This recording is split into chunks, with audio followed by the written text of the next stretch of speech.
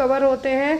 जो भी लोग बुक लेना चाहते हैं, स्पेशली आप लोग यदि बुक लेते हैं रेलवे वाली, क्योंकि रेलवे की वैकेंसी भी अभी आई है, तो रेलवे वाली बुक भी आपको 300 रुपीज़ में डायरेक्ट है जो बुक अवेलेबल है। सभी आपको डायरेक्ट फॉर्मेट में अवेलेबल होने वाला मटेरियल है। आरआरबी की बुक, यदि आप एएनएम बुक लेना चाहते हैं तो एएनएम की जो बुक है उसके चार्जेस भी अभी घटाए गए हैं, ये ओनली आपको 450 रुपीज़ में अवेलेबल है। यदि आप CHO NHM बुक लेना चाहते हैं तो इसके चार्जेस भी अभी घटाए गए हैं, इसके अभी ओनली चार्जेस हैं 570 रुपीज़। तो जो भी लोग स्टडी मटेरियल ऑर्डर करना चाहते हैं आप लोग कर सकते हैं। और जो लोग यहाँ पर ये PDF वाला मटेरियल जो मैंने आपको बताया, इसमें आपके 43 CHO प्लस NHM पेपर्स हैं एंड 42 सीरीज़, मतलब 4200 MCQ है और 4300 MCQ आपके एंड साथ में आपको यहाँ पर OBG की स्पेशल सीरीज़ है जो ऐड की गई है। तो जो भी लोग ये मटेरियल लेना चाहते हैं आप लोग ले सकते हैं। कोई भी आपके डाउट्स वगैरह रह जाएं तो आप मेरा जो ऑफिशियल WhatsApp नंबर है वहाँ पे कांटेक्ट करके ले सकते हैं। एक और चीज़, जो भी लोग ओनली है 42 सीरीज़ बस लेना चाहते हैं, 42 सीरीज़ बस लेना चाहते हैं, आपके पास पेपर्स ऑलरेडी पहले से अवेलेबल हैं या आपने ऑलरेडी पढ़ रखे हैं, तो जो भी लोग 42 सीरीज़ लेना चाहते हैं तो वो लोग इन सीरीज़ को भी है जो परचेस कर सकते हैं। सीरीज़ का चार्जेस ओनली 150 रुपीज़ है। इससे कम में आपको इतना ज़्यादा मटेरियल अवेलेबल किसी भी प्लेटफॉर्म पर नहीं हो पाएगा। बहुत जल्दी मेडिकल एंड नर्सेज हब की जो है बंद थी, वो भी मे बी 1 वीक और 2 वीक में आपको ऑन हो जाएगी, जिस पे आपकी टेस्ट सीरीज़ वगैरह अवेलेबल करवाई जाएंगी। तो यहाँ पे जो भी स्टडी मटेरियल लेना चाहते हैं आप लोग डायरेक्ट कांटेक्ट करके ले सकते हैं। आज की क्लास चलिए हम स्टार्ट करते हैं। पहला क्वेश्चन है, which of the following is not the goal of National AIDS Control Programme. तो इनमें से National AIDS Control Programme NACP 5th का गोल कौन सा नहीं है। यहाँ पे बात की गई है NACP 5th की। नेशनल एड्स कंट्रोल प्रोग्राम जो 5th नंबर है उसका गोल कौन सा नहीं है। ऑप्शन में reduce annual new HIV infection by 80%, reduce annual new HIV infection by 90%, या फिर रिड्यूस एड्स रिलेटेड मॉर्टेलिटीज़ बाय 80%, या फिर eliminate vertical transmission of HIV and syphilis. क्या है जो यहाँ पर आपका सही आंसर होगा। नेशनल एड्स कंट्रोल प्रोग्राम की अभी तक टोटल है जो 5 फेज़ आ चुकी हैं। इन पाँचों फेज़ों में से आपको बताना है, इन पाँचों फेज़ों में से आपको बताना है कि 5th फेज़ का है जो पॉइंट कौन सा नहीं है, कौन सा टारगेट नहीं था। तो यहाँ पर आपका होगा बी, जो National AIDS Control Programme 5th phase थी, एज़ पर दैट है जो यहाँ पर जो एनुअली HIV के नए केस हैं उनको 90% तक हमें क्या करना है, कम करना है। ये फेज़ आपको यहाँ पे देखिए रही, हर एक एग्ज़ाम में ये फेज़ आती भी है। तो यहाँ पर पहली है National AIDS Control Programme phase first, जो कि 1992 से 1993 के बीच में रही है। कौन सी? 1992 से लेके 1999 के बीच में रही है। इसके अकॉर्डिंग यहाँ पर HIV के रिगार्डिंग क्या करना था, अवेयरनेस क्रिएट करना था। और यहाँ पर जो भी नए केसेस आते हैं, हाई रिस्क ग्रुप हैं, उनके लिए ब्लड सेफ्टी के रिगार्डिंग सभी चीज़ें क्या करनी थी, बतानी थी। तो यहाँ पर यदि आपको पूछे NACP फर्स्ट फेज़ का, तो 1992 से 99 तक रहा है। इसमें सेफ ब्लड और किस तरीके से हाई रिस्क ग्रुप को आइडेंटिफाई करना और कैसे उन्हें बचाना है वो आया था। दूसरी फेज़ थी हमारी NACP सेकंड की, तो यहाँ पर था आपको 1999 से 2006 तक रही, 1999 से 2006 तक रही। तो इसमें आपका काउंसलिंग, टेस्टिंग, ट्रीटमेंट है जो ऐड कर दिए गए थे। साथ में जो सेकंड फेज़ थी इसमें हमारा national adolescent education programme and prevention of parent to child transmission है जो लॉन्च किया गया था। ये पॉइंट्स याद रखिए, एग्जाम में आते हैं। अभी जब राजस्थान में पेपर हुआ था उसमें इस तरीके के जोड़ी मिलाव वाले क्वेश्चन में आ गए थे। तो NACP सेकंड है, 99 से 2006 के बीच में फेज़ आई थी। इसमें काउंसलिंग, टेस्टिंग और ट्रीटमेंट सर्विसेज है जो ऐड की गई थी। साथ ही साथ दूसरी फेज़ में national adolescent education programme and prevention of parent to child transmission है जो लॉन्च किया गया था। तीसरी फेज़ थी halt and reverse the HIV epidemic in India. तो यहाँ पर तीसरी फेज़ का क्या एम रखा गया था, हाल्ट एंड रिवर्स। और इसके तहत जो पहली 2 फेज़ थी उनको और आगे बढ़ाना, और डिस्ट्रिक्ट लेवल पर और बड़े लेवल पर किस तरीके से है जो इस प्रोग्राम को मैनेज करना है वो यहाँ पे बताया गया था। थर्ड थी 2007 से 2012, फिर फोर्थ थी 2012 से 2017 के बीच में। तो यहाँ पर जितनी भी जो प्रीवियस फेज़ थी उनको और अच्छे तरीके से बढ़ावा देना, मतलब उनको और कैसे तरीके से है जो इफ़ेक्टिव बनाया जा सके, और गवर्नमेंट से फंडिंग को है जो ज़्यादा बढ़ा के और अच्छे से इस प्रोग्राम पर काम किया जा सके, क्योंकि विदाउट फंड कोई भी प्रोग्राम सक्सेसफुल नहीं कर सकते हैं। फिर जो फिफ्थ थी और जो लास्ट है अभी के लिए, हाल फिलहाल के लिए, जो कि 2017 से 2026 तक के लिए, कब से 2017 से 2026 तक के लिए, इसमें यूनाइटेड नेशन के सस्टेनेबल डेवलपमेंट गोल्स को तो जोड़ा ही गया था, साथ में HIV एड्स को 2030 तक, HIV एड्स का जो थ्रेट है, डर है, उसको हमें क्या करना है, ख़त्म करना है, एलिमिनेट करना था। तो यहाँ पर इसी के तहत एक जो नया HIV and AIDS Preventive and Control Act लाया गया था 2017 में, और इसी के तहत SS के केंद्र भी खोले गए थे, संपूर्ण सुरक्षा केंद्र। क्या थे? संपूर्ण सुरक्षा केंद्र खोले गए थे, ताकि वन स्टॉप सर्विस मॉडल के तहत HIV और जो सेक्सुअली ट्रांसमिटेड इन्फेक्शन है उनकी जांच यहाँ पे हो सके। नेक्स्ट क्वेश्चन है यहाँ पर हमारा, the adulteration of argemone oil with mustard oil can cause. Adulteration का मतलब होता है मिलावट। क्या है? मिलावट। एक होता है फोर्टिफिकेशन और दूसरा होता है एडल्ट्रेशन। फोर्टिफिकेशन का मतलब होता है खाने पीने की चीज़ों में और अच्छी चीज़ें मिलाना, जैसे घी है हमारा, जो काऊ का घी या भैंस का घी है, उसमें डालडा ऐड कर देना, वो एडल्ट्रेशन हो जाएगा, लेकिन उसमें कुछ अच्छे न्यूट्रिएंट्स वाली चीज़ें मिला देना तो वो फ़ायदेमंद हो जाएंगी, तो फोर्टिफिकेशन होगा। तो वैसे ही सरसों का तेल है जो हमारा मस्टर्ड ऑयल है, इसमें आर्जियोमोइन ऑयल मिला दिया जाए तब क्या हो सकता है? एपिडेमिक ड्रॉपसी, लेथरिज्म, स्किन रैशेस या फिर जॉइंटिस, क्या देखने को मिलेगा? तो यहाँ पर जो प्रॉब्लम डेवलप होगी वो कौन सी होगी? लेथरिज्म। आपने पढ़ा है खेसरी दाल के कारण होता है। किसके कारण? खेसरी दाल के कारण होगा। यहाँ पर क्या होगा आपको? Epidemic dropsy. क्या होगा? Epidemic dropsy. यदि खाने की चीज़ों में एर्जियोमेन ऑयल मिला दिए जाएँ तो एक तरीके से टॉक्सिक भी हो सकते हैं। क्या है? टॉक्सिक भी हो सकते हैं। तो यहाँ पर जो प्रॉब्लम बनेगी वो क्या होगी? वो होगी एपिडेमिक ड्रॉपसी। तो याद रखिए, एर्जियोमेन ऑयल मिलाया मस्टर्ड ऑयल में, तब क्या होगा यहाँ पर? तब होगा एपिडेमिक ड्रॉपसी। और यदि यहाँ पे बात करें लेथरिज्म की, तो लेथरिज्म किसके कारण होता है? तो लेथरिज्म के लिए मेनली रिस्पॉन्सिबल होता है कौन सी दाल? खेसरी दाल। यहाँ पे आपको ये भी याद रखना है, ये एग्ज़ाम में आपको आती है। क्या है? खेसरी दाल। नेक्स्ट है यहाँ पर, Which of the following method is used to test the internal consistency of a research tool? किसी भी यहाँ पर कौन सी मेथड है जो इंटरनल कंसिस्टेंसी के लिए यूज़ की जाएगी इन रिसर्च टूल में? Cronbach alpha, test retest method, parallel test या फिर फैक्टर एनालिसिस। एग्जाम में आती है, या तो इसका इंटरप्रिटेशन पूछा जाएगा आपसे या फिर यहाँ पर मेथड के बारे में पूछा जाएगा। तो यहाँ पर इंटरनल कंसिस्टेंसी को चेक करने के लिए रिसर्च में जो मेथड अपनाई जाती है वो होती है क्रॉनबैच अल्फ़ा मेथड। क्या है? क्रॉनबैच अल्फ़ा मेथड। अब यहाँ पर यदि इसकी इंटरप्रिटेशन की बात करें हम, तो यदि क्रॉनबैच अल्फ़ा जो नंबरिंग निकल के आई है लेस देन 0.9 है, मतलब एक्सीलेंट कंडीशन में है आपकी जो रिसर्च जो भी कर रहे हैं आप। 0.8 है तो गुड है, 0.7 है तो एक्सेप्टेबल है, 0.6 है तो क्वेश्चनेबल है, मतलब कुछ ना कुछ खामियां हैं, कुछ ना कुछ गड़बड़ी हैं। बिलो 0.5 आता है मतलब पुअर है। पुअर मतलब बहुत ही गलत तरीके से आपने यहाँ पर डेटा है जो इकट्ठा किया है। तो यहाँ पर रिसर्च टूल में यदि मेथड की बात करें इंटरनल कंसिस्टेंसी चेक करने के लिए, यहाँ पर जो भी पॉइंट्स हाईलाइट करने लायक हैं वो रेड करते जा रही हूँ मैं। तो इंटरनल कंसिस्टेंसी के लिए यहाँ पर क्या होगा? क्रॉनबैच अल्फ़ा मेथड।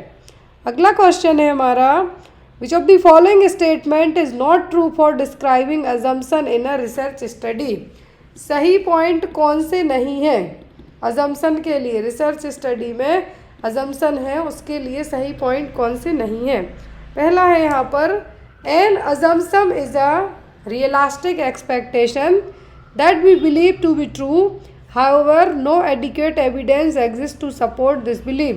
पहले ऑप्शन में आपको कहा गया है कि जो भी अज्यूम कर रहे हैं मतलब मान रहे हैं वो एक रियलिस्टिक एक्सपेक्टेशन है, क्योंकि उसके रिगार्डिंग आपके पास कोई एविडेंस नहीं है, मानने के अलावा कोई सबूत नहीं है। दूसरा है assumption provide a basis to develop theories and research instruments and therefore influence the development and implementation of research। तो किसी भी रिसर्च में assumption के बेस पर ही कुछ कुछ थ्योरी है जो बनाई गई हैं, कोई पर्टिकुलर एविडेंस नहीं है। फिर तीसरा assumption are statement that are scientifically tested by using statistical test. तो assumption में किसी भी तरीके की टेस्टिंग है जो आप कोई एक साइंटिफिक वैल्यू नहीं होती है, जैसा आपको शुरुआत में कहा कि अज्यूम ही करना है, क्योंकि कोई मानने के अलावा आपके पास कोई सबूत ही नहीं है। थ्योरी भी अजम्पशन के बेस पर भी बनती है, फिलॉसफी भी इसी के बेस पर होती है। तो यहाँ पर आपके पास साइंटिफिक टेस्टिंग का कोई ऑप्शन ही नहीं होता है। तो यहाँ पर आपका आंसर भी क्या होगा, assumption are statement that are scientifically tested by using statistical test. Clear है। और लास्ट में क्या, अजम्पशन में also be drawn from theory. तो वही मैंने कहा जो भी थ्योरी है उनमें भी अजम्पशन ही अज्यूम ही किया जाता है।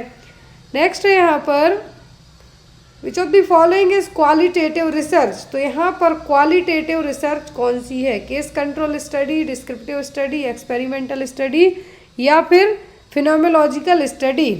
तो क्वालिटेटिव स्टडी की बात की जा रही है। हमेशा यदि क्वांटिटी और क्वालिटेटिव रिसर्च की बात की जाए तो क्वांटिटी में नंबर ऑफ काउंटिंग रहेगी। तो यहाँ पर क्वालिटेटिव रिसर्च होगी आपकी फिनोमेनोलॉजिकल स्टडी। क्या होगी, फिनोमेनोलॉजिकल स्टडी। अगला क्वेश्चन है यहाँ पर for calculating the mean difference in two groups which parametric test is used. तो यदि मीन डिफरेंस कैलकुलेट करना है हमें, क्या है मीन, मीडियन, मोड हमने पढ़ा है। तो यहाँ पे मीन डिफरेंस यदि हमें दो ग्रुप के बीच का क्या करना है, कैलकुलेट करना है, तो कौन सा पैरामेट्रिक टेस्ट यूज़ होगा, ANOVA testing, T test, Mann Whitney U test या फिर क्रुस्कल वालिस टेस्ट। ये सभी रिसर्च में यूज़ किए जाने वाले टूल्स हैं।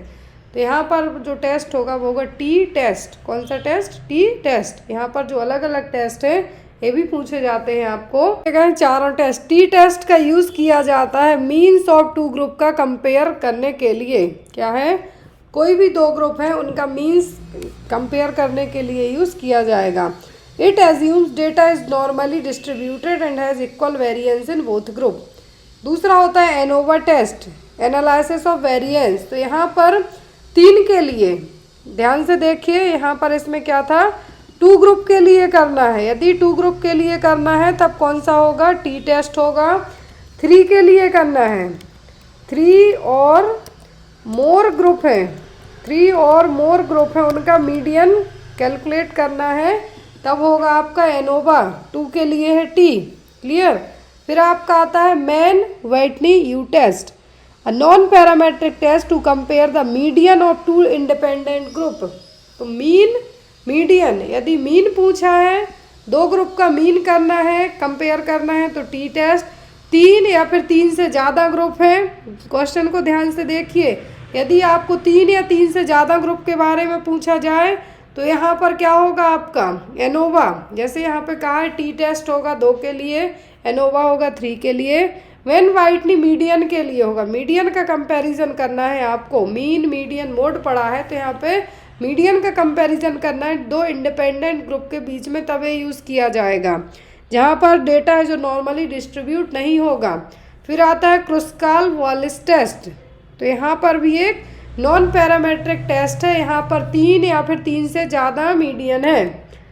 क्या है यहाँ पर, 3 और 3 से ज़्यादा, 3 और मोर जो मीडियन है यहाँ पर, उसके लिए क्या किया जाएगा, कंपेयर करने के लिए क्रुस्काल वालिस टेस्ट यूज़ किया जाएगा। तो याद रखें मैन व्हिटनी टेस्ट, और ये मैन व्हिटनी है 2 मीडियन के लिए कंपेयर करने के लिए, और ये यहाँ पर है 3 और ज़्यादा यदि मीडियन है तो उसके लिए।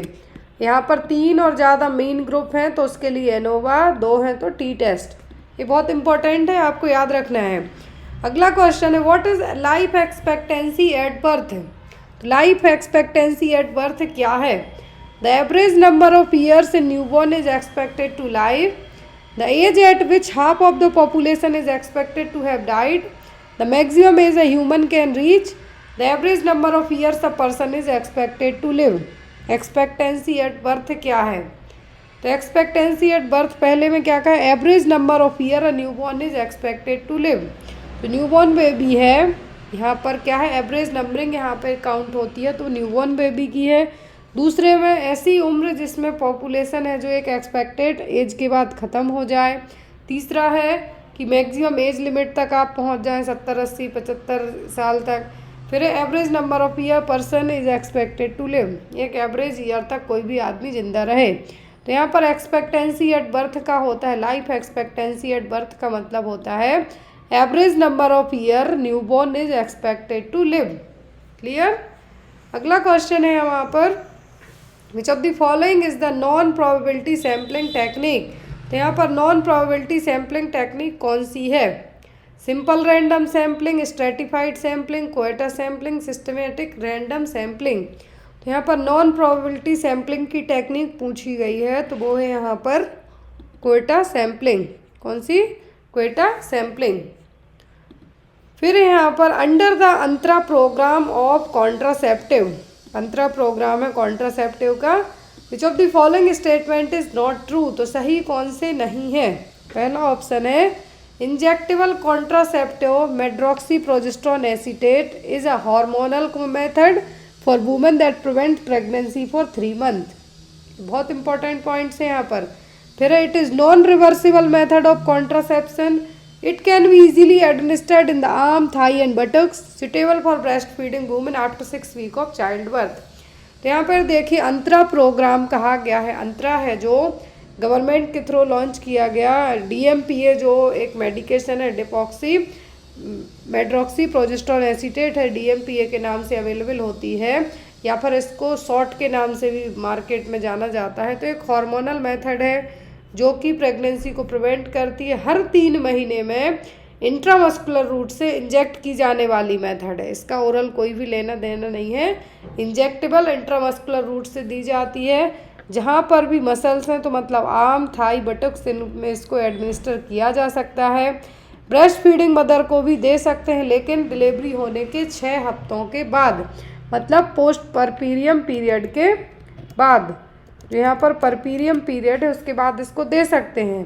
फिर यहाँ पर non reversible method of contraception, ये रिवर्सिबल है। रिवर्सिबल इसलिए है कि यदि आपने 3 महीने के बाद एवरी 3 मंथ के गैप में इसको इंजेक्ट करना है, नहीं लगाया, तो बेबी आपका है जो फीटस है जो कंसीव हो सकती है, प्रेगनेंसी कंसीव हो सकती है।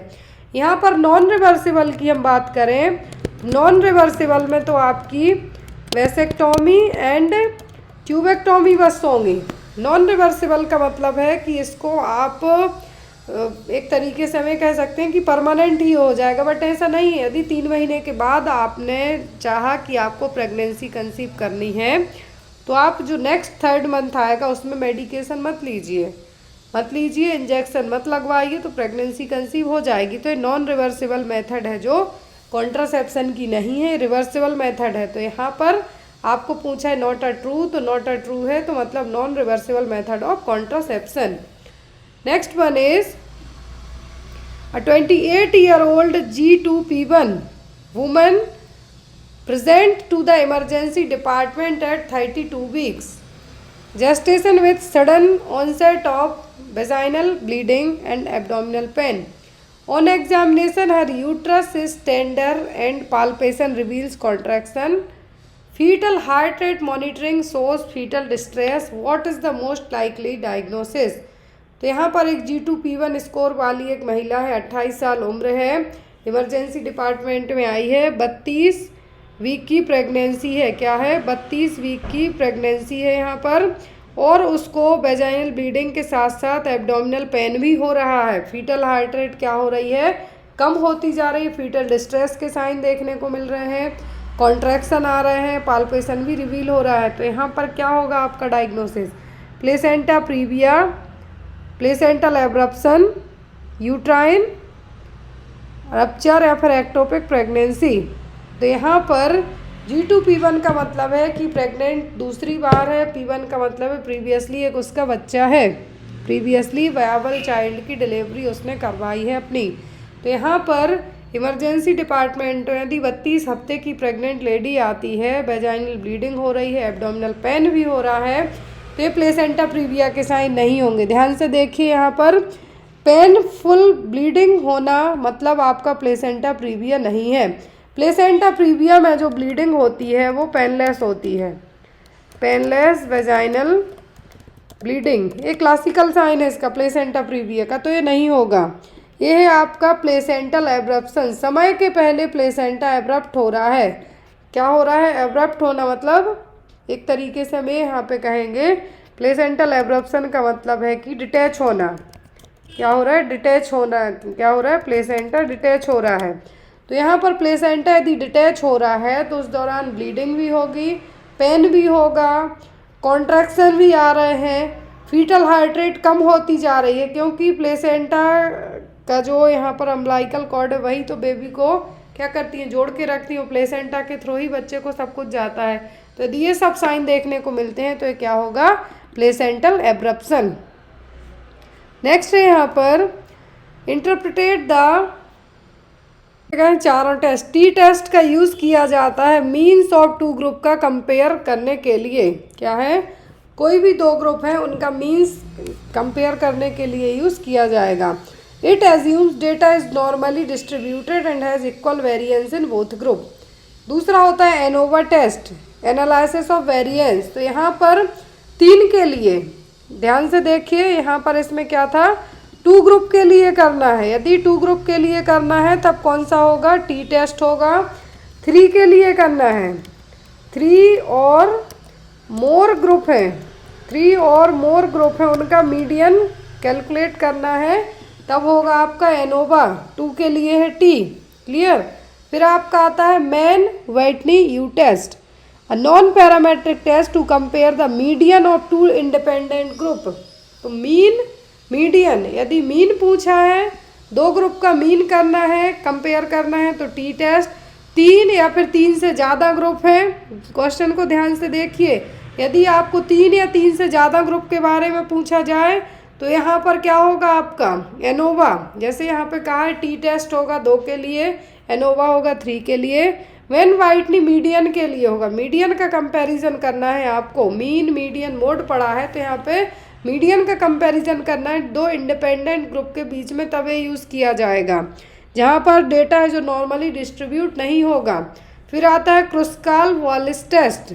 तो यहाँ पर भी एक नॉन पैरामेट्रिक टेस्ट है। यहाँ पर 3 या फिर 3 से ज़्यादा मीडियन है। क्या है यहाँ पर? 3 और 3 से ज़्यादा, 3 और मोर जो मीडियन है, यहाँ पर उसके लिए क्या किया जाएगा? कंपेयर करने के लिए क्रुस्काल वालिस टेस्ट यूज़ किया जाएगा। तो याद रखें, मैन व्हिटनी टेस्ट और एक मैन व्हिटनी है 2 मीडियन के लिए कंपेयर करने के लिए, और ये यहाँ पर है 3 और ज़्यादा यदि मीडियन है तो उसके लिए। यहाँ पर 3 और ज़्यादा मेन ग्रुप हैं तो उसके लिए एनोवा, 2 हैं तो टी टेस्ट। ये बहुत इंपॉर्टेंट है, आपको याद रखना है। अगला क्वेश्चन है what is life expectancy at birth. Life expectancy at birth क्या है? The average number of years in newborn is expected to live, the age at which half of the population is expected to have died, the maximum age a human can reach, the average number of years a person is expected to live. Expectancy at birth क्या है? तो expectancy at birth पहले में क्या कहा? Average number of year a newborn is expected to live. तो newborn baby है, यहाँ पर क्या है? एवरेज नंबरिंग यहाँ पे काउंट होती है, तो न्यूबॉर्न बेबी की है। दूसरे में ऐसी उम्र जिसमें पॉपुलेशन है जो एक एक्सपेक्टेड एज के बाद ख़त्म हो जाए। तीसरा है कि मैक्सिमम एज लिमिट तक आप पहुँच जाएँ, 70, 80, 75 साल तक। फिर average number of year person is expected to live, एक एवरेज ईयर तक कोई भी आदमी जिंदा रहे। तो यहाँ पर एक्सपेक्टेंसी एट बर्थ का होता है, लाइफ एक्सपेक्टेंसी एट बर्थ का मतलब होता है average number of year newborn is expected to live. Clear? अगला क्वेश्चन है यहाँ पर which of the following is the non probability sampling technique. तो यहाँ पर नॉन प्रोबेबिलिटी सैम्पलिंग टेक्निक कौन सी है? Simple random sampling, stratified sampling, Quetta sampling, systematic random sampling. तो यहाँ पर नॉन प्रोबेबिलिटी सैम्पलिंग की टेक्निक पूछी गई है, तो वो है यहाँ पर क्वेटा सैम्पलिंग।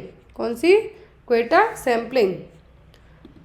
फिर यहाँ पर under the Antara program of contraceptive, Antara program है कॉन्ट्रासेप्टिव का, which of the following statement is not true, तो सही कौन से नहीं है? पहला ऑप्शन है injectable contraceptive medroxyprogesterone acetate is a hormonal method for women that prevent pregnancy for 3 month. बहुत इंपॉर्टेंट पॉइंट्स हैं यहाँ पर। फिर it is non reversible method of contraception, it can be easily administered in the arm, thigh and buttocks, suitable for breast feeding women after 6 week of child birth. तो यहाँ पर देखिए अंतरा programme कहा गया है। अंतरा है जो गवर्नमेंट के थ्रू लॉन्च किया गया, DMPA जो एक मेडिकेशन है, डिपॉक्सी मेड्रॉक्सी प्रोजेस्टेरोन एसीटेट है, DMPA के नाम से अवेलेबल होती है, या फिर इसको शॉर्ट के नाम से भी मार्केट में जाना जाता है। तो एक हार्मोनल मेथड है जो कि प्रेगनेंसी को प्रिवेंट करती है। हर 3 महीने में इंट्रामस्कुलर रूट से इंजेक्ट की जाने वाली मेथड है। इसका ओरल कोई भी लेना देना नहीं है, इंजेक्टेबल इंट्रामस्कुलर रूट से दी जाती है। जहाँ पर भी मसल्स हैं, तो मतलब आर्म, थाई, बटक्स, इनमें इसको एडमिनिस्टर किया जा सकता है। ब्रेस्ट फीडिंग मदर को भी दे सकते हैं, लेकिन डिलीवरी होने के 6 हफ्तों के बाद, मतलब पोस्ट परपीरियम पीरियड के बाद। जो यहाँ पर परपीरियम पीरियड है उसके बाद इसको दे सकते हैं। फिर यहाँ पर non reversible method of contraception, ये रिवर्सिबल है। रिवर्सिबल इसलिए है कि यदि आपने 3 महीने के बाद एवरी 3 मंथ के गैप में इसको इंजेक्ट करना है, नहीं लगाया, तो बेबी आपका है जो फीटस है जो कंसीव हो सकती है, प्रेगनेंसी कंसीव हो सकती है। यहाँ पर नॉन रिवर्सिबल की हम बात करें, नॉन रिवर्सिबल में तो आपकी वेसेक्टोमी एंड ट्यूबेक्टोमी बस होंगी। नॉन रिवर्सिबल का मतलब है कि इसको आप एक तरीके से हमें कह सकते हैं कि परमानेंट ही हो जाएगा, बट ऐसा नहीं है। यदि 3 महीने के बाद आपने चाहा कि आपको प्रेगनेंसी कंसीव करनी है, तो आप जो नेक्स्ट 3rd मंथ आएगा उसमें मेडिकेशन मत लीजिए, इंजेक्शन मत लगवाइए, तो प्रेगनेंसी कंसीव हो जाएगी। तो ये नॉन रिवर्सिबल मेथड है जो कॉन्ट्रासेप्शन की नहीं है, रिवर्सिबल मेथड है। तो यहाँ पर आपको पूछा है नॉट अ ट्रू, तो नॉट अ ट्रू है, तो मतलब non reversible method of contraception. Next one is a 28-year-old G2P1 woman present to the emergency department at 32 weeks gestation with sudden onset of vaginal bleeding and abdominal pain. On examination, her uterus is tender and palpation reveals contraction. Fetal heart rate monitoring shows fetal distress. What is the most likely diagnosis? तो यहाँ पर एक G2P1 score वाली एक महिला है, 28 साल उम्र है, इमरजेंसी डिपार्टमेंट में आई है, 32 वीक की प्रेगनेंसी है। क्या है? 32 वीक की प्रेगनेंसी है यहाँ पर, और उसको वेजाइनल ब्लीडिंग के साथ साथ एब्डोमिनल पेन भी हो रहा है। फीटल हार्ट रेट क्या हो रही है? कम होती जा रही है। फीटल डिस्ट्रेस के साइन देखने को मिल रहे हैं, कॉन्ट्रैक्शन आ रहे हैं, पाल्पेशन भी रिवील हो रहा है। तो यहाँ पर क्या होगा आपका diagnosis? Placenta previa, placental abruption, uterine rupture या फिर एक्टोपिक प्रेगनेंसी। तो यहाँ पर G2P1 का मतलब है कि प्रेग्नेंट दूसरी बार है, P1 का मतलब है प्रीवियसली एक उसका बच्चा है, प्रीवियसली वायबल चाइल्ड की डिलीवरी उसने करवाई है अपनी। तो यहाँ पर इमरजेंसी डिपार्टमेंट में यदि 32 हफ्ते की प्रेग्नेंट लेडी आती है, वेजाइनल ब्लीडिंग हो रही है, एब्डोमिनल पेन भी हो रहा है, तो ये प्लेसेंटा प्रीविया के साइन नहीं होंगे। ध्यान से देखिए, यहाँ पर पेनफुल ब्लीडिंग होना मतलब आपका प्लेसेंटा प्रीविया नहीं है। प्लेसेंटा प्रीविया में जो ब्लीडिंग होती है वो पेनलेस होती है, पेनलेस वेजाइनल ब्लीडिंग, ये क्लासिकल साइन है इसका प्लेसेंटा प्रीविया का, तो ये नहीं होगा। ये है आपका प्लेसेंटल एब्रप्शन, समय के पहले प्लेसेंटा एब्रप्ट हो रहा है। क्या हो रहा है? एब्रप्ट होना मतलब एक तरीके से हमें यहाँ पे कहेंगे प्लेसेंटल एब्रप्शन का मतलब है कि डिटैच होना। क्या हो रहा है? डिटैच होना। क्या हो रहा है? प्लेसेंटा डिटैच हो रहा है। तो यहाँ पर प्लेसेंटा यदि डिटैच हो रहा है तो उस दौरान ब्लीडिंग भी होगी, पेन भी होगा, कॉन्ट्रैक्शन भी आ रहे हैं, फीटल हार्ट रेट कम होती जा रही है, क्योंकि प्लेसेंटा का जो यहाँ पर अम्बिलिकल कॉर्ड है वही तो बेबी को क्या करती हैं, जोड़ के रखती हैं। प्लेसेंटा के थ्रू ही बच्चे को सब कुछ जाता है। तो यदि ये सब साइन देखने को मिलते हैं तो ये क्या होगा, placental abruption. A 30-year-old woman present with complaint of heavy menstrual bleeding and pelvic pain. On transvaginal ultrasound, a 5 cm complex cystic mass is identified on the right ovary. Serum cancer antigen 125 level is elevated. What is the most likely diagnosis? तो यहाँ पर देखिए 30 साल की महिला है, बहुत ज़्यादा मेंस्ट्रुअल ब्लीडिंग हो रही, हैवी मेंस्ट्रुअल ब्लीडिंग के साथ साथ पेल्विक पेन भी हो रहा है। ट्रांसवेजाइनल अल्ट्रासोनोग्राफी की गई है जिसमें 5 सेंटीमीटर की सिस्टिक मास है जो आइडेंटिफाई हुआ है। यहाँ पर ओवेरियन सिस्ट नहीं है, सिस्टिक मास है जो आइडेंटिफाई हुआ है राइट ओवरी में। और यहाँ पर ब्लड टेस्ट कराया गया तो सीरम कैंसर एंटीजन है जो 125 लेवल पर है और इससे ज़्यादा ही बढ़े हुए मिले हैं। जो 125 है मतलब बहुत ज़्यादा है, नॉर्मल 35 यूनिट पर ml तक होता है, तो यहाँ पर 125 है।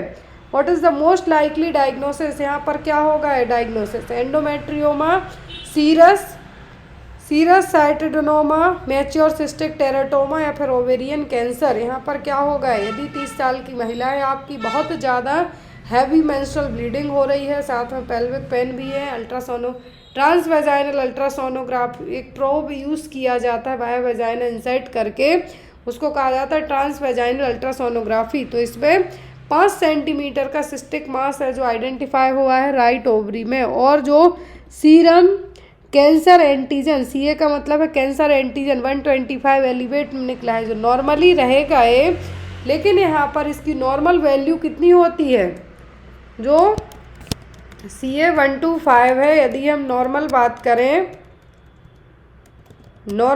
करें हम तो 0 to 35 यूनिट पर ml ये इसकी नॉर्मल वैल्यू है। एक नॉर्मल रेंज होती है इसकी, 0 से रहे 35 के बीच में। लेकिन जब ये 125 आया है निकल कर तो ये ओवेरियन कैंसर है। क्या है, ओवेरियन कैंसर की कैटेगरी में रखा जाएगा। यहाँ पर ओवेरियन कैंसर के अलावा यदि बहुत ज़्यादा ब्लीडिंग होती है तो उस दौरान भी हाई रहता है, लेकिन उस दौरान 125 तक नहीं जाएगा। और यहाँ पर सिस्टिक मास भी आइडेंटिफाई हुआ है, तो ये क्या है यहाँ पर ओवेरियन कैंसर। नेक्स्ट है यहाँ पर identify the name of the instrument. यहाँ पर एक इंस्ट्रूमेंट दिख रहा है, कौन सा इंस्ट्रूमेंट है, Allis tissue forcep, Kelly's forcep या फिर वल्सेलम या फिर ओवम फोर्सेप्स। क्या है यहाँ पर तो यहाँ पर जो आपको इमेज दिख रही है, इमेज बेस्ड क्वेश्चन भी आपको एग्जाम में आते हैं। ये है यहाँ पर क्या, वल्सेलम फोर्सेप्स। क्या है, वल्सेलम फोर्सेप्स।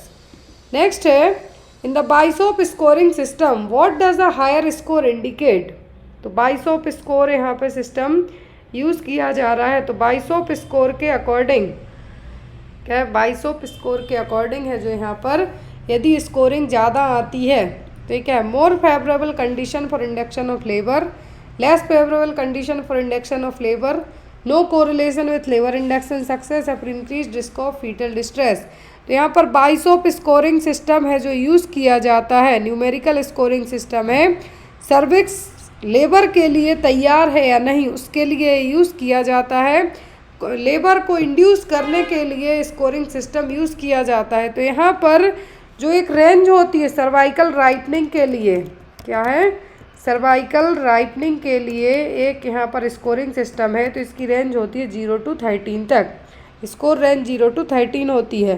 तो जितनी ज़्यादा विथ हायर, जो जितनी ज़्यादा यहाँ पर स्कोरिंग रहेगी मतलब सर्विक्स उतनी ज़्यादा क्या है यहाँ पर, सर्वाइकल राइटनिंग के लिए स्कोरिंग 0 से 13 है यदि, तो ये 12-13 तक या 10 के आगे स्कोरिंग जाती है, मतलब सर्विक्स रेडी है लेबर इंड्यूस करने के लिए। मतलब यहाँ पर क्या होगा, मोर favourable condition for induction of labour. यहाँ पे क्वेश्चन में कहा है हाई स्कोरिंग यहाँ पर इंडिकेट हो रही है, तो यहाँ पर इससे पता चलेगा यदि हाई स्कोरिंग है मतलब 8 से ज़्यादा है। यहाँ पे देखिए हाई स्कोर बताया जा रहा है मतलब मोर देन 8। क्या है, मोर देन 8। और यहाँ पर मोर देन 8 है मतलब सर्विक्स क्या है, फेवरेबल कंडीशन में है, लेबर को आप सक्सेसफुली इंड्यूस करा के वेजाइनल डिलीवरी करवा सकते हैं। वाइसोप स्कोरिंग सिस्टम वेजाइनल डिलीवरी के लिए है, सिजेरियन के लिए नहीं है। यदि यही स्कोर लो स्कोर की हम बात करें तो लो स्कोर में 6 या फिर इससे कम होगा, इससे कम होगा। इस दौरान है जो हमें इंड्यूस करने के लिए मेडिकेशन देनी होंगी, मेडिकेशन देनी होंगी। नेक्स्ट है यहाँ पर which vaccination is not safe during the pregnancy. Pregnancy में कौन सी वैक्सीनेशन सेफ नहीं है? टाइफॉइड, हेपेटाइटिस बी, इन्फ्लुएंजा या फिर एमएमआर। तो कौन सी वैक्सीन सेफ नहीं होंगी? तो वो होंगी यहाँ पर एमएमआर, मीजल मम्स रूबेला। क्या है? मीजल मम्स रूबेला, जो कि प्रेगनेंसी में नहीं दी जाती। वन रूबेला के लिए तो टेस्ट ही किया जाता है।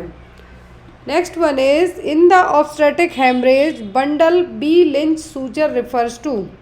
ऑब्स्टेट्रिक हेमरेज का मतलब यहाँ पर क्या है? ऑब्स्टेट्रिक हेमरेज का मतलब है प्रेगनेंसी में यदि ब्लीडिंग होती है वो एंटीनेटल, इंटरनेटल या पोस्टनेटल होती है, तो यहाँ पर बी लिंच सूचर हैं जो यूज़ किए जाते हैं। बी लिंच सूचर क्या है? A method of uterine artery ligation, a technique for manual removal of the placenta, a compression suture to control uterine bleeding या फिर a protocol for administering blood products। Obstetrical haemorrhage में B Lynch suture का इस्तेमाल किया जाता है किसके लिए? यूट्राइन ब्लीडिंग को कंट्रोल करने के लिए। क्या है? यूट्राइन ब्लीडिंग को कंट्रोल करने के लिए स्टेट की है। तो यहाँ पर बी लिंच सूचर का इस्तेमाल किया जाता है यदि पोस्टपार्टम हेमरेज के दौरान, मतलब आफ्टर द डिलीवरी के बाद यदि ब्लीडिंग स्टॉप नहीं होती है, पीपीएच की कंडीशन यदि डेवलप होती है, तो यूट्राइन कंप्रेशन सूचर टेक्निक, इसको क्या कहा जाता है? यूट्राइन कंप्रेशन सूचर टेक्निक का इस्तेमाल किया जाता है, जिसमें बहुत ही ज़्यादा मतलब लार्ज नॉन एब्जॉर्बेबल सूचर है जो यूट्रस के चारों तरफ है जो सूचरिंग की जाएगी ताकि ब्लीडिंग को कंट्रोल किया जा सके, ब्लड वेसल को कंप्रेस किया जा सके। तो यहाँ पर यूट्रस के यदि अपर पार्ट से ब्लीडिंग होती है तो उस दौरान इसको यूज़ किया जाता है। तो यहाँ पे यदि आपको इमेज बेस्ड पूछें तब भी आपको याद रखना है कि यदि पीपीएच में बी लिंच सूचर पूछा गया है तो यदि पीपीएच मैनेज नहीं हो रहा है तो उस दौरान नॉन एब्जॉर्बेबल सूचरिंग यूज़ किए जाएंगे, जो कि यहाँ पर ब्लीडिंग को क्या करेंगे? आर्टरीज को कंप्रेस करके ब्लीडिंग को क्या करेंगे? यहाँ पर ब्लड वेसल्स को कंप्रेस करके ब्लीडिंग रोकने में हेल्प करेंगे। नेक्स्ट है recommended daily dose of iron supplementation in pregnant women with anaemia is. Question देखिए थोड़ा सा ट्रिकी है। यदि आपको कहा डेली डोज कितना होगा आयरन का, लेकिन साथ में कहा है प्रेगनेंसी में एनीमिया भी हुआ है, मतलब हीमोग्लोबिन कम है, खून की कमी है, कितना देना है? 10 mg, 20 mg, 30 mg या 120 mg। तो यदि यहाँ पर आयरन सप्लीमेंटेशन की बात की जाए प्रेगनेंसी में आयरन फॉलिक एसिड वो दिया जाता है, लेकिन यदि एनीमिया होगा तो यहाँ पे क्या होगा? थोड़ा सा अमाउंट बढ़ाना पड़ेगा, ऑलरेडी कम है, तब यहाँ पे देना है आपको 120 mg। ये देखिए WHO के अकॉर्डिंग और यहाँ पर Ministry of Health and Family welfare के अकॉर्डिंग ये अलग अलग है। तो यदि हम बात करें डेली डोज की, हम बात करते हैं आयरन की, तो आयरन डेली होता है 60 mg। कितना? 120 mg आयरन डेली रहेगा WHO के हिसाब से। यदि नॉर्मल बात की जाए नॉर्मल प्रेगनेंसी में तो 60 mg आयरन है, 400 mg फॉलिक एसिड होगा टिल द टर्म, मतलब डिलीवरी होने के पहले तक। प्रोफाइलैक्सिस का मतलब है यहाँ पर मैनेजेबल। फिर यदि एनीमिया निकल के आता है तब 120 mg आयरन देना है और हमें 400 mg फॉलिक एसिड देना है टिल टर्म तक। और यदि यहाँ पर पोस्टपार्टम की बात करें तो 60 mg आयरन देना है, 400 mg फॉलिक एसिड देना है 3 महीने तक। ये WHO के अकॉर्डिंग हो गया। लेकिन यदि ministry of Health and Family welfare के अकॉर्डिंग यदि हम बात करते हैं तो daily 100 mg iron plus 500 mg folic acid दिया जाता है 6 महीनों तक। ये प्रोफाइलैक्सिस डोज है। लेकिन यदि एनीमिया कंसीडर हो जाता है आपकी क्लाइंट को, तो माइल्ड एनीमिया है तो 2 आयरन फॉलिक एसिड की टैबलेट एक दिन में 100 दिनों तक, मतलब 200 हो गई। फिर मॉडरेट है तो IM iron injection therapy plus oral folic acid दिया जाएगा। सीवियर एनीमिया निकलता है तो IV सुक्रोज है जो एडमिनिस्टर किया जाएगा। तो यहाँ पे तीनों कैटेगरी याद रखना। यदि आपको डायरेक्ट पूछा कि एनीमिया है एनीमिया है मतलब कंसीडर हो गया तो ट्रीटमेंट वाला पोर्शन आपको पढ़ना होगा। तो 120 mg आयरन देना है। क्लियर। यदि आपको कहा गया कि प्रेगनेंसी में कितना आयरन देंगे हम, तब आपको कहना है 60 mg, बस कितना 60 mg। लेकिन यदि as per Ministry of Health and Family Welfare का दे दें तो डेली 100 mg देना है। क्लियर है। यहाँ पर दोनों के रिगार्डिंग याद रखना है। यदि आप नॉर्मल एग्ज़ाम देते हैं तो यहाँ पे आपको WHO की या MOHFW की जो गाइडलाइन के अकॉर्डिंग आपको याद दोनों में ही रखना है। नेक्स्ट है, Mrs Rashmi was admitted for delivery when assessing fetal heart rate status during labour the monitor displayed late deceleration with tachycardia and decreasing variability the nurse interprets is eaten. तो यहाँ पर कोई आपकी क्लाइंट है, रश्मि हो गई, रानी हो गई, जिया हो गई, कोई भी हो गया, तो यहाँ पर फीटल हार्ट रेट असिस्ट करती हैं। तो फीटल हार्ट रेट यहाँ पर क्या हो रही है, स्टेटस FHR स्टेटस चेक करते हैं हम, तो यहाँ पर हो रहा है कि डिसेलरेट हो रहा है, डिसेलरेशन हो रहा है, टैकीकार्डिया हो रहा है। टैकीकार्डिया होता है, एक होता है ब्रेडीकार्डिया, एक होता है टैकीकार्डिया। तो यहाँ पर टैकीकार्डिया का केस हो रहा है और वेरिएबिलिटी क्या हो रही है, कम होते जा रही है। तो एज अ नर्स आप क्या करेंगे, नॉर्मल है बिल्कुल भी नहीं है, क्योंकि यहाँ पर टैकीकार्डिया भी क्या हो रहा है, ऐड होते जा रहा है। Due to compression of fetal head during descent, ये भी नॉर्मल नहीं है। Due to dehydration and labour and increase IV fluid, ये भी नहीं है। Utero placental insufficiency and an emergency situation. तो यदि यहाँ पर FHR क्या हो रही है, FHR यहाँ पर आपकी क्या हो रही है, टैकीकार्डिया का केस हो रहा है। तो यहाँ पर टैकीकार्डिया के केस में ये क्या हो गई, एक तो इमरजेंसी तो हो ही गई यहाँ पर, चाहे वो IV चढ़ाने का भी वहाँ पे वो नहीं है ना, ये नॉर्मल है, वो ना हेड डिसेंट हो रहा है, नीचे आ रहा है, तो ये हो रहा है। यहाँ पर यूट्रो प्लेसेंटल इनसफिशियंसी के कारण यहाँ पर क्या हो रही है कि इमरजेंसी कंडीशन हो रही है। तो यहाँ पे इमीडिएटली आपको अपने क्लाइंट के लिए इमरजेंसी के लिए रेडी करना होगा। While the postpartum woman is receiving heparin for thrombophlebitis, which of the following drug would the nurse expect to administer if the client develop complication related to heparin therapy? सीधा सीधा सा question है। Postpartum women है मतलब after delivery के बाद वाली client है आपकी, थ्रोम्बोफ्लेबाइटिस की कंडीशन हुई है, तो उसको मैनेज करने के लिए हेपेरिन उसको क्या हो रहा है, दिया जा रहा है। तो एज अ नर्स आपको पता होना चाहिए यदि हेपेरिन की टॉक्सिसिटी होती है तो आप क्या देंगे फिर, कैल्शियम ग्लूकानेट, प्रोटामाइन सल्फेट, मेथार्जिन या फिर नाइट्रोफ्योरेंटिन, कौन सी मेडिकेशन आप देंगे। तो यदि हेपेरिन आप एडमिनिस्टर करते हैं या करने वाले हैं तो उस दौरान आपकी ट्रे में साथ में उस ड्रग का एंटीडोट भी होना चाहिए। यहाँ पर वही है, तो हेपेरिन का एंटीडोट यहाँ पे क्या होगा, प्रोटामाइन सल्फेट है जो उसको दिया जाएगा। यदि ओवरडोज या कॉम्प्लिकेशन या टॉक्सिसिटी डेवलप होती है हेपेरिन के कारण, तो यहाँ पे प्रोटामाइन सल्फेट इंजेक्ट किया जाएगा। फिर यहाँ पर the pregnant women complain of numbness and pins and needles in her finger and hand, the condition is called as. ये अभी एग्जाम में आया था, राजस्थान के एग्जाम में क्वेश्चन आया था। यदि किसी प्रेग्नेंट लेडी को नम्बनेस फील होती है, पिंस निडल्स से भी उसको ऐसे ही लगता है कि हाथों में क्या हो रहा है, झिंझनी टाइप लग रही है, तो यहाँ पर क्या है, फिंगर एंड हैंड्स में कार्पल टनल सिंड्रोम, वेरिकोसाइट्स, पाइका या फिर हार्टबर्न, ये प्रेगनेंसी में कभी कभी कॉमन ही है, प्रेगनेंसी में होने वाली है प्रॉब्लम। बहुत सारी कॉमन प्रॉब्लम्स भी डेवलप होती हैं। तो यहाँ पर पिंस एंड निडल्स वाला केस यदि आपको पूछें तो ये क्या होगा, ये होगा कार्पल टनल सिंड्रोम। क्या होगा, कार्पल टनल सिंड्रोम। तो यहाँ पे जो कंडीशन डेवलप हो रही है वो क्या है, carpal tunnel syndrome. Carpal tunnel syndrome में मीडियन नर्व है क्या होगी, कंप्रेस्ड होती है। यहाँ पर आपकी आर्म में और रिस्ट में क्या रहेगा, एक तरीके से नर्व है जो पिंच होगी और उस दौरान आपको झिंझनी टाइप क्या है, नम्बनेस टाइप लगेगी। तो यहाँ पर एक क्या है, एक नॉर्मल कंडीशन है और आफ्टर डिलीवरी के बाद धीरे धीरे ठीक भी हो जाती है। Next one, the Suman program in India focus on. तो सुमन स्कीम है जो इंडिया में, ये किस चीज़ पर काम करती है, सुमन इनिशिएटिव है जो यहाँ पर किस चीज़ पे काम करता है, promoting exclusive breast feeding, reducing maternal mortality rate, improving access to quality antenatal and postnatal care, या फिर प्रिवेंटिंग चाइल्ड मैरिजेस। किसके लिए है, सुमन प्रोग्राम सुरक्षित मातृत्व आश्वासन, क्या है? सुरक्षित मातृत्व आश्वासन, यहाँ पर ये स्कीम है। तो यहाँ पर no cost and zero tolerance scheme है, नो कॉस्ट और जीरो टॉलरेंस स्कीम है। न्यूबॉर्न के लिए एंटीनेटल और पोस्टनेटल केयर को इम्प्रूव करने के लिए स्कीम लाई गई थी।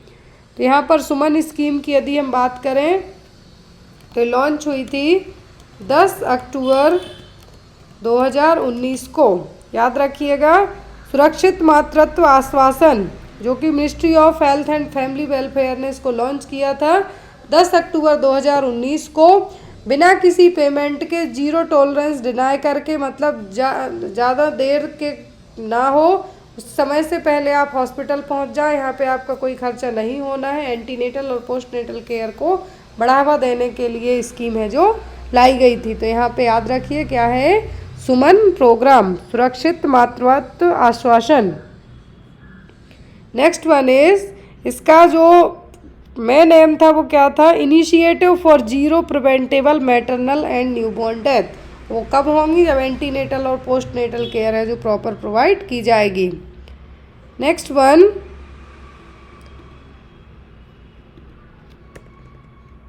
Experience nurses facilitating and evaluating student learning in the clinical area are called. तो जो भी एक्सपीरियंस्ड नर्स हैं, इवालुएशन करती हैं किसका? स्टूडेंट हैं उनके लिए, वो क्या है? एडजंक्ट फैसिलिटी, प्रिसेप्टर्स, इंस्ट्रक्टर या फिर क्लिनिकल टीचिंग। तो ये है आपका प्रिसेप्टर्स। क्या है? प्रिसेप्टर्स। फिर यहाँ पर nurse is administering a cleansing enema to a patient with a fecal impaction, the nurse should place in which position. तो यहाँ पर आपके क्लाइंट को यदि फीकल इम्पैक्शन है, मतलब हार्ड स्टूल यहाँ पर इकट्ठा हो गया है, तो उसको क्लीन करने के लिए एनीमा दिया जाना है, तो कौन सी पोजीशन यूज़ की जाएगी? Left Sims, right Sims, on the side of the body with the head of the bed elevated 45 degree, या फिर फॉलोअर्स पोजीशन। तो यहाँ पर सबको पता है एनीमा देने के लिए लेफ्ट लेटरल पोजीशन का इस्तेमाल किया जाता है। यहाँ पर क्या होगी? Left Sims position. Fecal impaction को क्या करना है? मैनेज करना है एनीमा देके, क्लिनजिंग एनीमा देके। तो यहाँ पर कौन सी पोजीशन होगी? Left Sims position. Next one, variation is a teaching skill used in. Variation teaching skill variation है जो कौन सी टीचिंग स्किल मेथड में यूज़ किए जाएंगे? Project, concept mapping, micro teaching या फिर काइनेस्थेटिक टीचिंग। तो यहाँ पर वेरिएशन यूज़ किए जाएंगे माइक्रो टीचिंग में। चेंजेबल आप वेरिएशन किस में कर सकते हैं? माइक्रो टीचिंग में। नेक्स्ट है, the SWOT analysis is a technique use for assessing following which 4 aspect. SWOT analysis, SWOT, ये यूज़ किया जाता है बिजनेस में या फिर कोई आप एक तरीके से हम ये कह सकते हैं कुछ अपना नया काम करने वाले हों इसके लिए। तो यहाँ पर SWOT का मतलब क्या है? Speed, wants, order, timing, structure, workforce, organisation type, strength, weakness, opportunities and threats, sign, worries, objective, technique. तो SWOT एनालिसिस जैसा मैंने कहा बिजनेस में इस्तेमाल किया जाता है। तो इसका मेन काम होता है स्ट्रेंथिंग। क्या होगा? स्ट्रेंथिंग, मतलब ये हो गया। स्ट्रेंथिंग का मतलब है कि आप किस चीज़ से अपने बिजनेस को और आगे ले जा सकते हैं। वीकनेस मतलब कहाँ से आपका डेटा लीक हो सकता है, क्या क्या है जो मटेरियल आपके पास अवेलेबल है उसके कारण आपको प्रॉब्लम हो सकती है।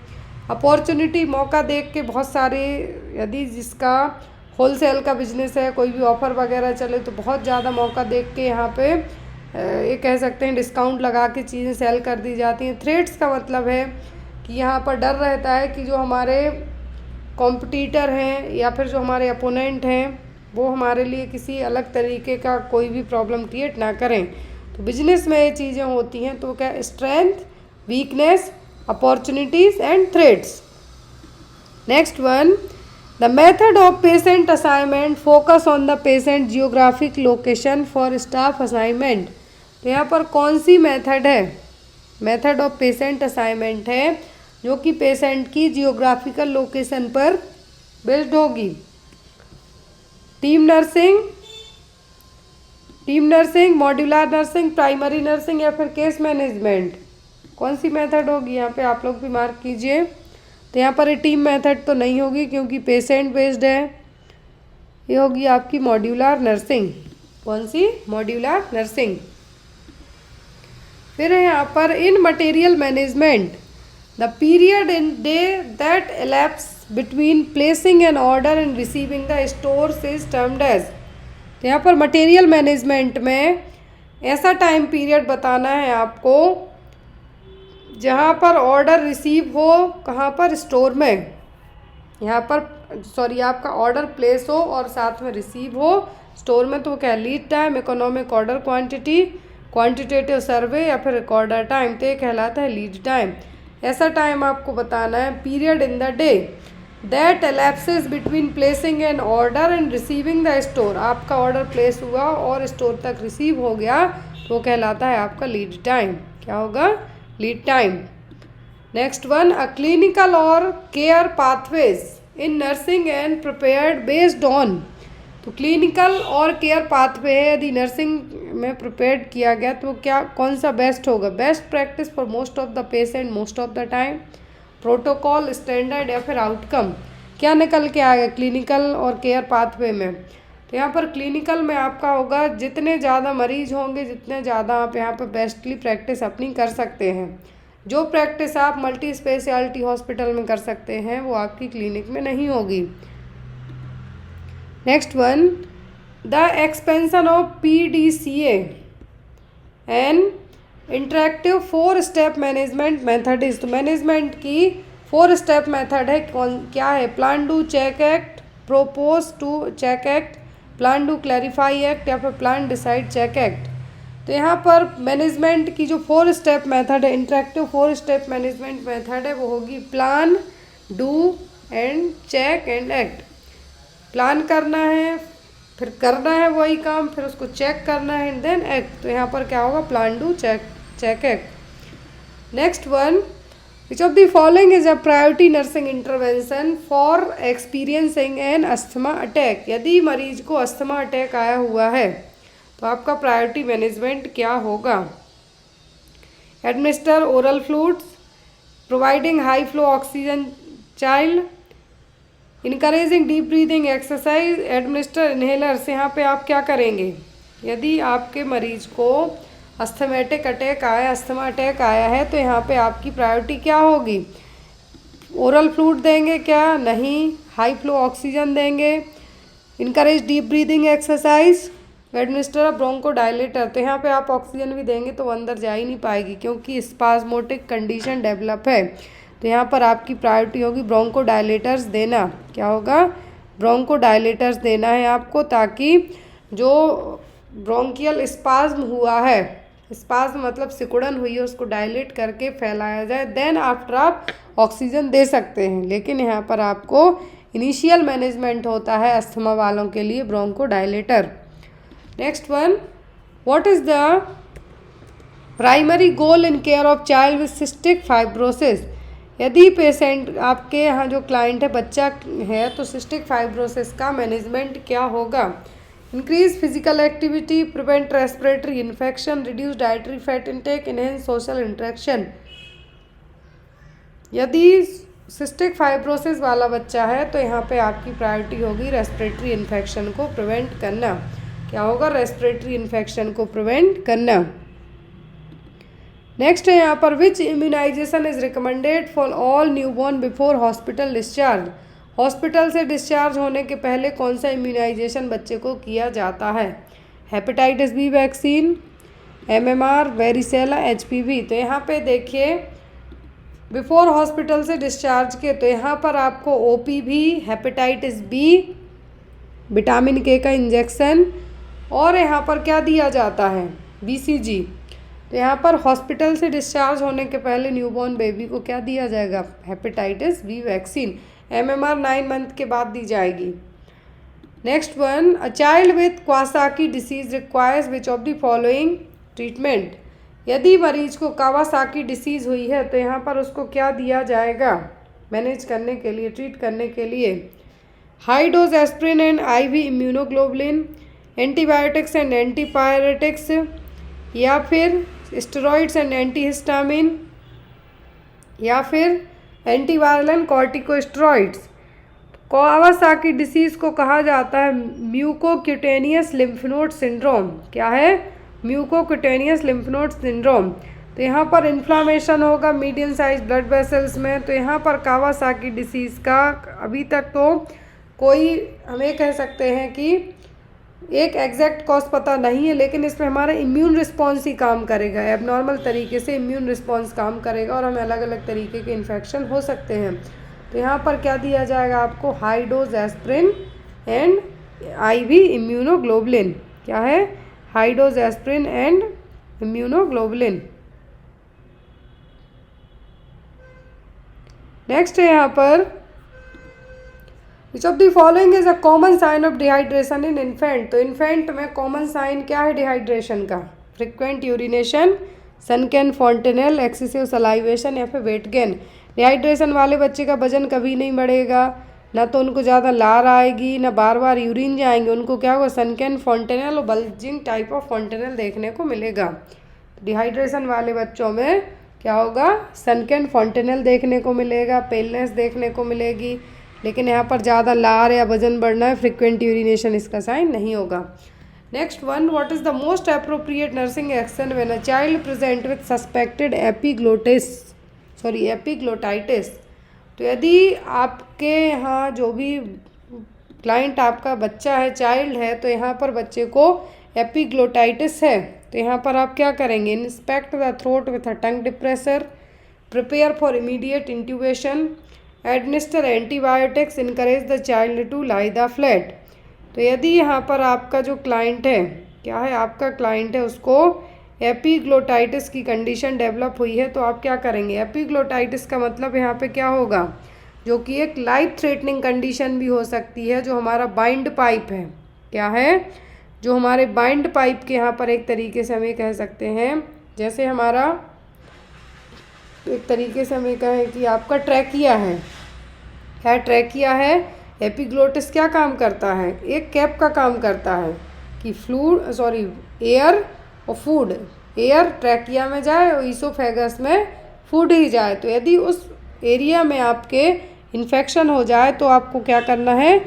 एंटीबायोटिक्स देनी है ताकि उस इन्फेक्शन को हम क्लियर कर सकें। क्या है? एंटीबायोटिक देनी है ताकि हम उस इन्फेक्शन को क्लियर कर सकें। और यहाँ पर 4 Ds होते हैं, यहाँ पे आपको मैं ऐड करती हूँ, एग्ज़ाम में आपको आते हैं 4 Ds ऑफ एपिग्लोटाइटिस। ये 4 D कौन से होते हैं? डिस्फेजिया, डिस्निया, क्योंकि जब आपके यहाँ गले के यहाँ पे प्रॉब्लम होगी तो भी आपको होगी, यहाँ पे डिस्फोनिया है, डिस्फोनिया का मतलब होगा मफल्ड साउंड। क्या है? Muffled sound. फिर होता है आपको ड्रूलिंग, मतलब लार गिरना, ड्रूलिंग का मतलब होता है लार गिरना। फिर होता है आपका डिस्ट्रेस। ये 4 D आपको याद रखना है एपिग्लोटाइटिस में: dysphagia, dysphonia, drooling and distress. Distress का मतलब होता है ट्रबल ब्रीदिंग या फिर डिस्निया भी आप कह सकते हैं। Next one, which condition is indicated by machine like murmur in children. कौन सी कंडीशन है जिसको कहा गया है machine like murmur in children? Atrial septal defect, patent ductus arteriosus, ventricular septal defect या फिर कोरेक्शन ऑफ द अओर्टा। तो यहाँ पर जो कंडीशन है वो क्या होगी? मशीन लाइक मर्मर साउंड है जो हार्ट से आएगा, तो वो PDA, पेटेंट डक्टस आर्टेरियोसिस। क्या है? Patent ductus arteriosus. तो यहाँ पर ये जो डिसीज़ है हार्ट से, जो कि एक कंजेनाइटल हार्ट डिसीज़ है, तो यहाँ पर क्या है? Patent ductus arteriosus. तो यहाँ पर जो 2 मेन ब्लड वेसल्स होती हैं, इनकी ओपनिंग देखने को मिलती है, तो वो क्या है? PDA। और इसको मैनेज करने के लिए यदि हम बात करें तो इंडोमेथासिन है जो as a drug of choice के तौर पे यूज़ की जाती है। आइबुप्रोफेन एंड इंडोमेथासिन, ये दोनों ड्रग ऑफ चॉइस है इसको मैनेज करने के लिए, PDA के लिए। Next one, the first priority in the management of child with severe burns. यदि बच्चा बहुत ज़्यादा बर्न हुआ है तो फर्स्ट प्रायोरिटी क्या होगी? Pain control, infection prevention, fluid resuscitation या फिर न्यूट्रिशनल सपोर्ट। क्या होगा? फर्स्ट प्रायोरिटी मैनेजमेंट, यदि बच्चे सीवियरली बर्न है तब, तो यहाँ पे आपको फर्स्ट मैनेजमेंट होगा फ्लूइड रिससिटेशन। बर्न वाले पेशेंट में क्या होता है? Fluid resuscitation. Next is what is the most common cause of meningitis in children under 5 year age. यदि बच्चे की उम्र 5 साल से कम है तो मेनिंजाइटिस में जो ब्रेन और स्पाइनल कॉर्ड की कवरिंग लेयर है मेनिंग्स, उसमें इन्फेक्शन और इन्फ्लामेशन का रीज़न क्या होगा? Haemophilus influenza type B, streptococcus pneumoniae, neisseria meningitidis या फिर इकोलाई, इस्चेरिचिया कोलाई। तो मेन कॉज पूछा है, कॉमन कॉज पूछा है। बच्चों में मेनिंजाइटिस का रीज़न वायरल भी हो सकता है, बैक्टीरियल भी हो सकता है, बट इन केस यहाँ पर as per option Haemophilus influenza है जो कॉमन होता है। कॉमन का मतलब यहाँ पर कॉमनली इसके कारण ये प्रॉब्लम हो सकती है। Next is which assessment finding a typical in a child with coarctation of the aorta. Coarctation of the aorta का यदि केस है तो कौन सी टिपिकल फाइंडिंग देखने को मिलेगी? Cyanosis, bounding pulse in the arms, hypotension in the upper extremities, decreased urinary output. तो यहाँ पर देखिए क्वेश्चन को कि कोअरेक्शन ऑफ अओर्टा, कोअरेक्शन ऑफ अओर्टा में क्या होगा? लेफ्ट वेंट्रिकुलर हाइपरट्रॉफी देखने को मिलेगी। ये रही यहाँ पे इमेज आपको। सिम्टम की बात करें हम इसमें तो क्या होगा? अपर एक्सट्रीमिटीज़ का बीपी बढ़ेगा, यहाँ पर लो नहीं होगा, बढ़ेगा बीपी। रेडियल पल्स और फुल बाउंडिंग पल्स देखने को मिलेगी। बीक होगी तो यहाँ पर वही है weak pulses in the arm, radial pulses. Bounding होगी कहाँ पर? फीमोरल पॉप्लेटियल पल्स या तो वीक होंगी या एब्सेंट ही होंगी। रेडियल प्रेजेंट रहेगी लेकिन बहुत वीक होगी। तो यहाँ पर आपका आंसर क्या होगा? Bounding pulses in the arms. Hypotension नहीं, अपर एक्सट्रीमिटीज़ में हाइपरटेंशन देखने को मिलेगा। लोअर में हाइपो होगा और अपर में हाइपर होगा। Next one, lungs are enclosed within. बहुत ही सिंपल सा क्वेश्चन है कि हमारे लंग्स की कवरिंग क्या है? पेरिकॉन्ड्रियम, पेरिओस्टियम, पेरिकार्डियम या फिर प्लूरल मेम्ब्रेन। तो यहाँ पर बहुत ही सिंपल क्वेश्चन है, ये क्या है? Pleural membrane. क्या होगी? लंग्स की कवरिंग क्या कही जाती है? Pleural membrane. Next one is heart beat originate from. Heart beat कहाँ से स्टार्ट होती है? पेपिलरी मसल से, एवी नोड, एसे नोड या पुरकिंजे फाइबर से। तो भी एग्जाम में बहुत आता है क्वेश्चन। तो हार्ट बीट इनिशिएट होती है कहाँ से? ऐसे नोड से, साइनोएट्रियल नोड से। फिर है यहाँ पर cartilage at the end of long bones. तो कौन से कार्टिलेज होते हैं लॉन्ग बोन्स में? कैल्सीफाइड, फाइब्रस, हाईलाइन या फिर इलास्टिक। तो यहाँ पर लॉन्ग बोन्स में जो कार्टिलेज होते हैं वो होते हैं हाईलाइन कार्टिलेज। कौन से? Highline cartilage. अब यहाँ पे बोन्स देखिए अलग अलग टाइप की होती हैं, एग्जाम में आती हैं। यदि फ्लैट बोन की बात करें हम, फ्रंटल बोन हो गई। कौन सी? फ्रंटल हो गई। शॉर्ट की बात करें तो छोटी बोन से जैसे कार्पल, मेटाकार्पल हो गई। इरेगुलर बोन की बात करें तो वर्टिब्रल बोन हो गई हमारी। लॉन्ग बोन में आपकी फीमर हो जाएगी, रेडियल हो जाएगी। और यहाँ पर सेसमॉइड तो वो क्या होंगी? वो होती हैं पटेला, जिसको हम नी कैप कहते हैं। क्या कहते हैं? Knee cap.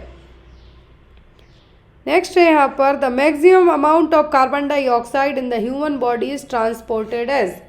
तो यहाँ पर हमारे शरीर में जो CO2 है, ऑक्सीजन सबको पता है, CO2 भी है हमारे शरीर में। तो मैक्सिमम अमाउंट किस फॉर्म में ट्रांसपोर्ट होता है? कार्बाइड, एमाइलेज, फॉस्फेट या फिर बाइकार्बोनेट। तो हमारे शरीर में 70% तक, 70% तक जो ट्रांसपोर्ट होता है CO2 का, वो होता है बाइकार्बोनेट आयन के तौर पर। किसके तौर पर? बाइकार्बोनेट आयन के तौर पर। देखिए 7% स्मॉल अमाउंट में, मतलब कम अमाउंट में 7% तो किस में रहेगी? प्लाज्मा में रहेगी, ब्लड प्लाज्मा में डिजोल्व रहेगी।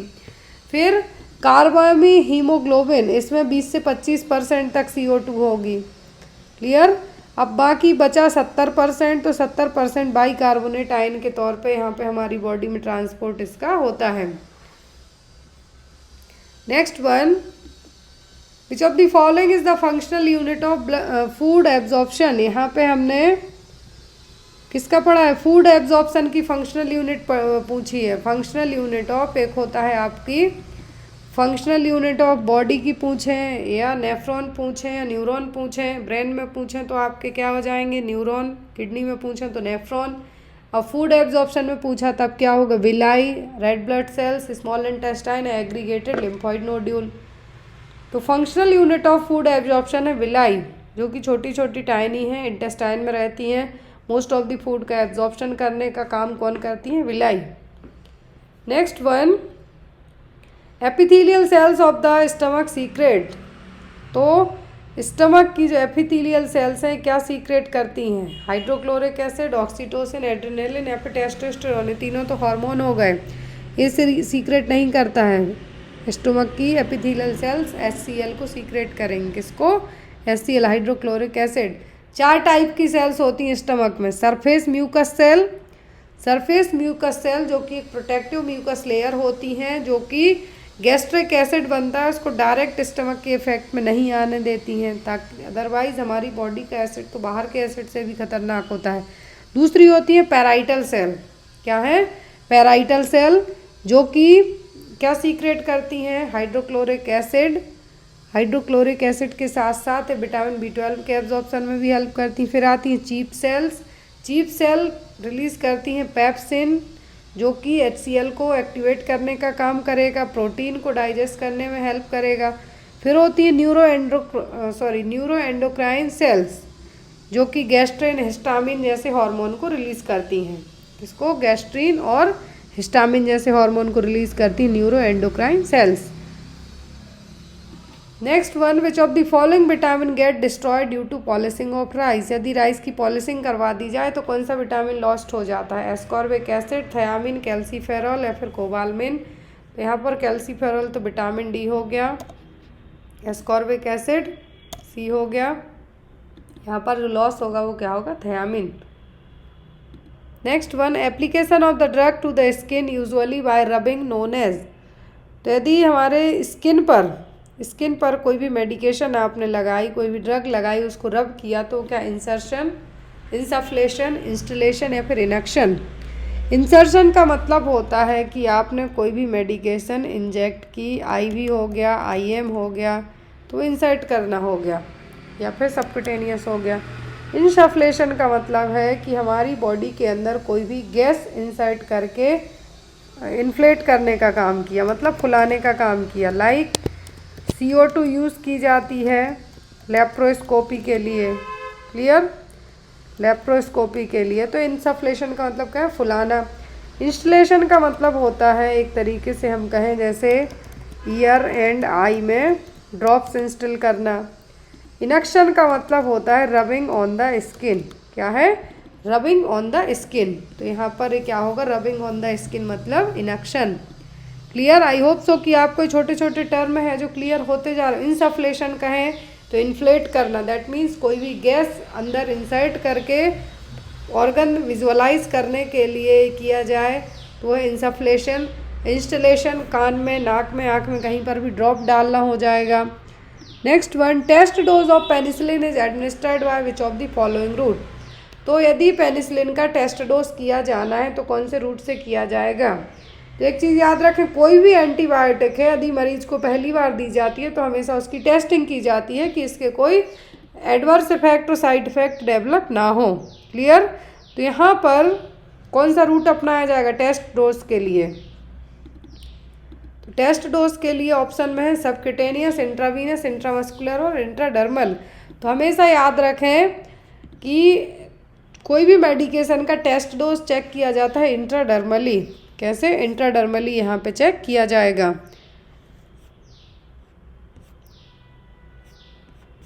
नेक्स्ट वन इज,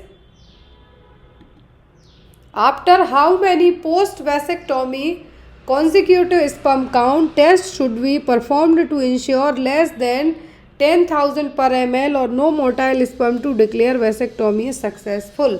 क्वेश्चन ध्यान से पढ़िए, यहाँ पे कहा गया है पोस्ट वैसेक्टोमी मतलब आफ्टर द वैसेक्टोमी के बाद। वैसेक्टोमी मेल में की जाती है, परमानेंट फैमिली प्लानिंग मेथड का एक तरीका है। तो वैसेक्टोमी में वास डिफरेंस को कट करके टाइप किया जाता है। तो यहाँ पर 10,000 ml से भी ज़्यादा, 10,000 ml से भी लेस देन 10,000 ml से कम, मतलब लेस देन 10,000 ml से कम और नो मोटाइल स्पर्म होते हैं तब वैसेक्टोमी को सक्सेसफुल माना जाएगा। तो कितने बार है जो यहाँ पे काउंटिंग की जाएगी, 1 बार, 2 बार, 3 बार या फिर 4 बार। तो वैसेक्टोमी क्या हुई है, सक्सेसफुल हुई है या नहीं, उसके 2-3 तरीके अपनाए जाते हैं। पहला तो होता है कि 2 बार है जो स्पर्म काउंट यदि 10,000 ml से भी कम निकल के आता है वो। दूसरा, कोई मोटाइल स्पर्म ना हो। तीसरा, 7 महीने तक वैसेक्टोमी का जो इलेप्सिंग पीरियड होता है वो होता है 7 मंथ तक, जो मिनिमम पीरियड इलेप्सिंग पीरियड है वो हो। तो यहाँ पर 2 consecutive, how many post vasectomy consecutive sperm count, तो यहाँ पर 2 बार होंगे। कितना, 2 बार होंगे, तब कंसीडर किया जाएगा कि वैसेक्टोमी सक्सेसफुल हुई है। एक चीज़ और, वैसेक्टोमी हो या ट्यूबेक्टोमी हो, यदि करवाई जाती है उसके 90 दिनों तक आपको साइड में कोई और अदर कॉन्ट्रासेप्टिव मेथड अपना के रखना है। वो इसीलिए कि फेलियर रेट हो जाते हैं और प्रेगनेंसी कंसीव हो जाती है। वो कहा जाता है कि हमारा तो भाई प्रेगनेंसी ऑपरेशन फेल हो गया, बच्चा कंसीव हो गया, तो भगवान की देन है, बट एक्चुअल में ऐसा होता नहीं है। Next one, BCG vaccine is always given in the left arms upper aspect, what is the reason behind this. तो BCG सबको पता है लेफ्ट अपर आर्म में है जो दी जाती है, इंट्राडर्मल रूट से दी जाती है। तो यहाँ पर इस वैक्सीन के दिए जाने का लेफ्ट अपर आर्म ही रीजन क्यों है। ऑप्शन में, to avoid administering multiple vaccine on the same arm, to minimise the risk of severe side effect, to maintain uniformity so that it could be easily identified whether the baby is immunized or not, या फिर because the left arm has a better immune response। तो ऐसा नहीं है, हमारे दोनों हाथों में प्रॉपर इम्यून रिस्पॉन्स रहेगा, तो ये तो रीज़न नहीं है इसका। फिर minimise the risk of side effect, तो ऐसे में तो आप किसी भी हाथ में दे सकते हैं। To avoid administering multiple vaccine on the same arm, तो ऐसा ये भी एक एक्चुअल रीज़न नहीं है। एक्चुअल रीज़न ये होता है कि यूनिफॉर्मिटी के लिए, यूनिफॉर्मिटी मेंटेन करने के लिए कि लेफ्ट आर्म बच्चे का इजीली विजुअलाइज होगा और पता चलेगा कि बच्चा वैक्सीनेटेड है या नहीं है। Clear. Next one is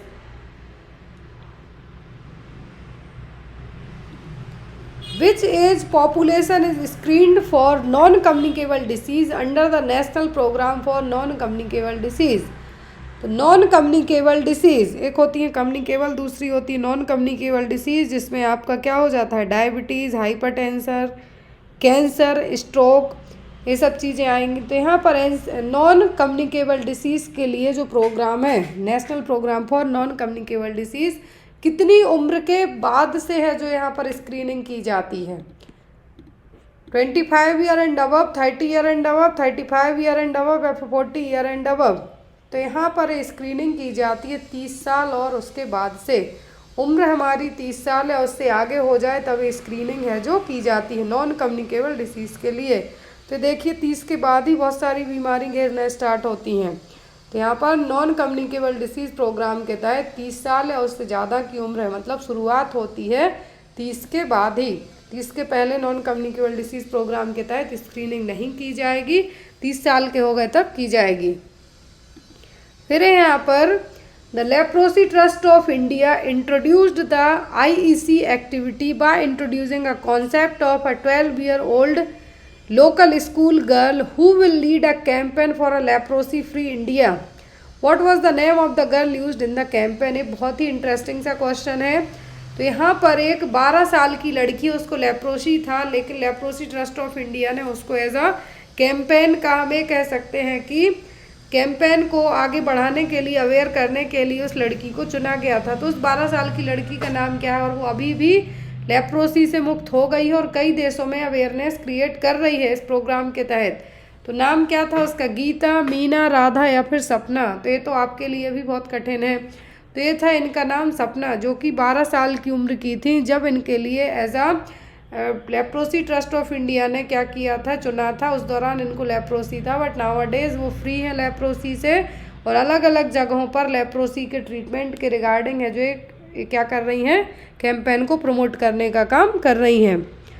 next question है, इसका आंसर आप लोग कमेंट बॉक्स में देंगे।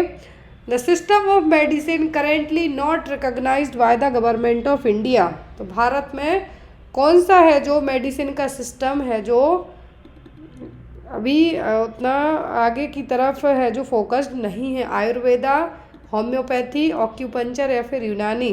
तो इसका आंसर आप लोग कमेंट बॉक्स में देना। आई होप सो कि आपको आज की क्लास अच्छी लगी हो। जो भी आपके डाउट वगैरह रह जाते हैं आप वो सब बेझिझक होकर पूछ सकते हैं। Thank you for watching us. Bye bye, take care.